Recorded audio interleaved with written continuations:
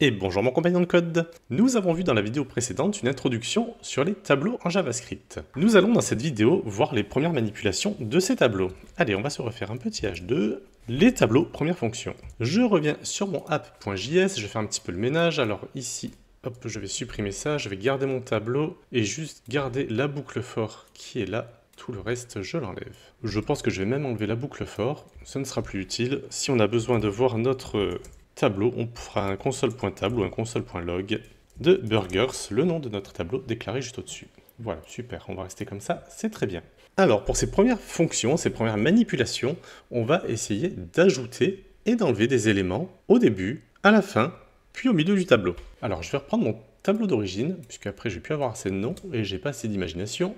On revient sur ce tableau initial avec 6 éléments, donc avec l'index de 0 à 5, ça nous fait bien 6 éléments. Allez, on va commencer par ajouter ou retirer un élément en début de tableau. Ajouter ou retirer un élément en début de tableau. Et pour ce faire, on va utiliser les méthodes shift et unshift. Donc unshift pour ajouter, shift pour retirer. Alors comment ça fonctionne? C'est très simple. On va prendre notre tableau, burgers, on va lui appliquer la fonction. Si je veux ajouter un élément, je vais faire unshift. Et entre parenthèses, je vais donner la valeur que je veux rajouter à mon tableau. Par exemple, le spécial, c'est pour ça que je l'avais enlevé tout à l'heure, au moins il existe toujours. Le spécial, alors est-ce qu'il a bien été ajouté? Je vais récupérer mon console table qui est là, je le mets ici, et qu'est-ce que je vois? Que ici les index vont de 0 à 6 et non plus de 0 à 5, ici en haut c'était mon tableau initial, et en index numéro 0, j'ai bien le spécial qui est apparu. Donc unshift me permet de rajouter un élément, ou si on a envie, 2 éléments, pourquoi pas? Séparé par une virgule, je rajoute les éléments que je veux rajouter. Ok, bon bah la fonction, la méthode unshift, facile. Je déclare mon tableau, j'écris unshift et entre parenthèses, je mets les éléments que je veux rajouter dans mon tableau. Pas de problème.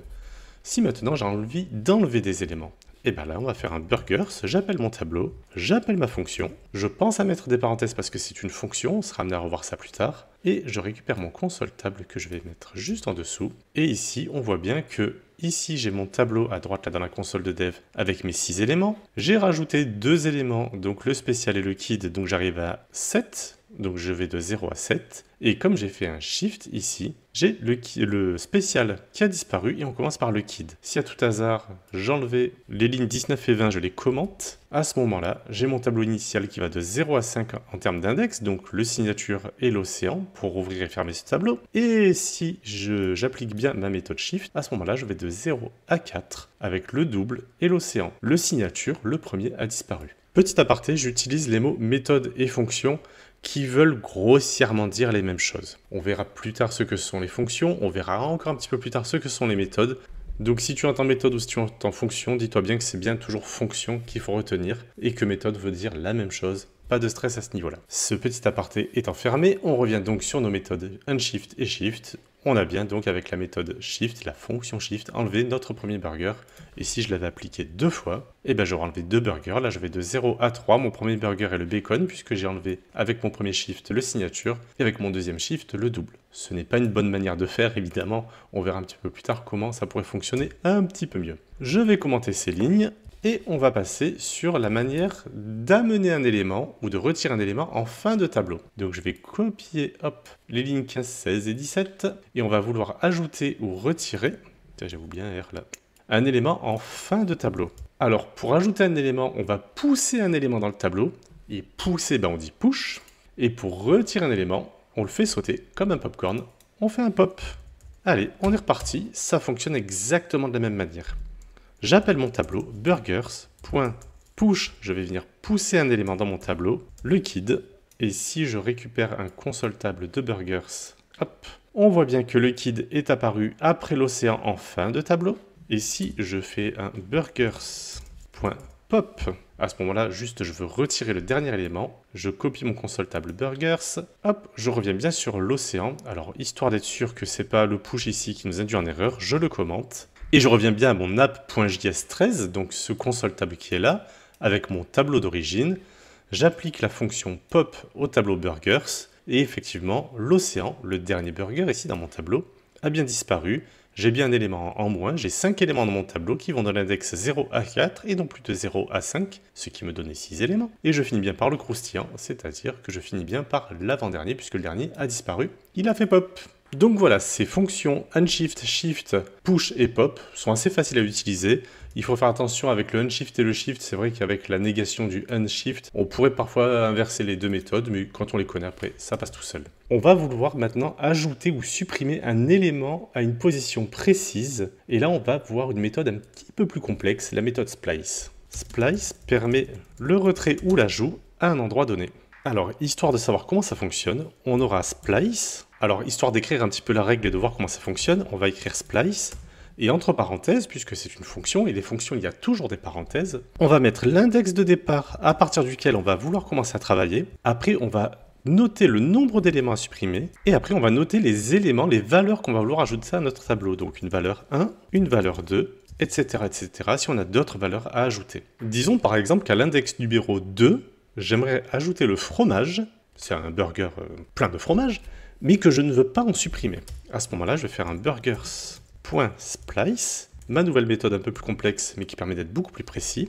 Donc à l'index numéro 2, je veux supprimer 0 élément et je vais ajouter le fromage. Je me récupère un console table burgers et on va voir ce qui se passe. À l'index numéro 2, j'ai bien rajouté le fromage. Le double et le bacon sont autour. Si je reviens sur mon tableau d'origine, j'ai bien le double et le bacon. Donc quand j'arrivais à mon index numéro 2, le bacon, on le voit peut-être mieux ici, à l'index numéro 2, je mets le nouveau burger, le fromage. Si maintenant, à partir de l'index numéro 3, je veux supprimer 2 éléments et rajouter 2 nouveaux burgers, pas de souci. Alors qu'est-ce que j'ai dit? À l'index numéro 3, je veux supprimer 2 éléments et ajouter 2 nouveaux burgers. Burgers, le nom de mon tableau, .splice. À l'index numéro 3, je veux retirer 2 éléments et je veux rajouter par exemple le truffe et le tartiflette. Hop, attention, j'ai oublié ici et là. Voilà. Donc, je récapitule. À mon tableau burgers, j'applique la fonction splice. À l'index numéro 3, tu vas me retirer 2 éléments et tu vas me rajouter le truffe et le tartiflette. Je vais commenter celui-ci au-dessus, comme ça le fromage on n'en parle plus. Et on va voir ce qui se passe. Je récupère mon console table quand même, ici de burgers pour voir ce qui se passe. Alors, qu'est-ce qui s'est passé? Index numéro 3, 0, 1, 2, 3. Au niveau du poulet, il y en a 2 qui ont dû disparaître, à savoir le poulet et le croustillant. Et effectivement, dans mon nouveau tableau, le poulet et le croustillant ont disparu au profit de le truffe et de le tartiflette, qui apparaissent bien ici. Si je n'en avais supprimé qu'un seul, à ce moment-là, c'est bien le poulet qui aurait disparu. Le croustillant, lui, est toujours là, et on le voit ici à l'index numéro 5. Donc n'hésite pas à faire tes petits tests là sur le côté, là tu mets la vidéo en pause, et puis tu essayes et tu vois un petit peu ce que ça donne avec l'index de départ, le nombre d'éléments à supprimer, et rajouter des valeurs, histoire de modifier ta carte à volonté, parce que Raoul, il va avoir besoin de modifier sa carte, puisque en fonction des saisons, des arrivages, il va faire des burgers différents, donc il a besoin de modifier sa carte. À toi de t'entraîner pour pouvoir l'aider plus tard. Alors si tu as tout compris, ou que tu as fait tes petits tests et que finalement tu as tout compris, puisque c'est finalement le but, à ce moment-là on va continuer. Si tu as la moindre question, n'hésite pas dans les commentaires sur le site Compagnon de Code, ou sous cette vidéo YouTube. Une fois que tout est bien compris, on va pouvoir commenter ceci, on revient à notre tableau d'origine, et là, on va se poser une question, enfin c'est pas nous qui nous la posons, c'est plutôt Raoul, il sait plus si Gertrude avait bien mis le croustillant dans le tableau. Donc est-ce que le croustillant est inclus dans le tableau burgers? On va aller voir ça.